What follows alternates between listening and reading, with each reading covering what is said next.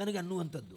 ಈ ಸರಸ, ವಿರಸ, ಸಖ್ಯತೆ, ಯುದ್ಧ ಏನಿದ್ರೂ ಕೂಡ ಕೆಲವೆಲ್ಲ ಒಂದು ಸಮಾನತೆ ಅಂತ ಒಂದು ಪ್ರಪಂಚದಲ್ಲಿ ಹೇಳ್ತಾರೆ. ಸಮಾನತೆ ಬೇಕು. ಕೆಲವರೆಲ್ಲ ಆ ವಿಚಾರವನ್ನೆಲ್ಲ ಸೌಂದರ್ಯದ ಎದುರು ನಾಶ ಮಾಡಿಬಿಡ್ತಾರೆ. ಮೊದಲು ಸುಂದರಿ ಮದುವೆ ಆಗ್ತೀಯ, ಹಾಗಾಗಿ ಮತ್ತೆ ಬೇರೆ ಬೇರೆ ಬೇರೆ ಬೇರೆ ಪ್ರಶ್ನೆಗಳೆಲ್ಲ ಬರುವಂಥದ್ದು. ಅದಕ್ಕೆ ಸಮಾನತೆ ಹೇಗೆ? ಮೊದಲಿನಲ್ಲಿ ಕೆಲವರು ಹೇಳುವುದುಂಟು, ರಸವೇ ಜನನ, ವಿರಸವೇ ಮರಣ, ಸಮರಸವೇ ಜೀವನ. ದಾಂಪತ್ಯ ಅಂದರೆ ಏನು? ಅಲ್ಲಿ ಒಂದು ಸಮಾನತೆ ಇರಬೇಕು.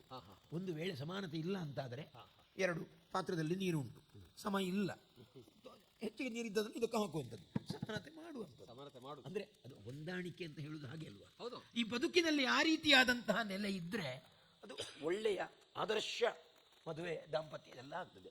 ಈಗ ನೀನು ಹೇಳುವಂಥ ವಿಚಾರವನ್ನೆಲ್ಲ ಗಮನಿಸಿದರೆ ನನಗೆ ಯಾಕೋ ಸಮಾನತೆಯ ವಿಷಯದಲ್ಲಿ ಸ್ವಲ್ಪ ಗೊಂದಲ ಉಂಟಾಗ್ತಾ ಉಂಟು. ಮದುವೆ ಆಗಬೇಕು ಅಲ್ಲ, ಈಗ ಸಮಾನತೆಯಲ್ಲಿ ನೀನು ರಾಜ ಹೌದು, ನಾನು ಆಗಲೇ ಹೇಳಿದ್ನಲ್ಲ, ನನಗೆ ಅಪ್ಪ ಅಮ್ಮ ಯಾರು ಅಂತ ಗೊತ್ತಿಲ್ಲ, ಅನಾಥೆ ಇವರೆಲ್ಲ ಇದ್ದ ಹಾಗೆ ನಾನು ಇರುವಂಥದ್ದು.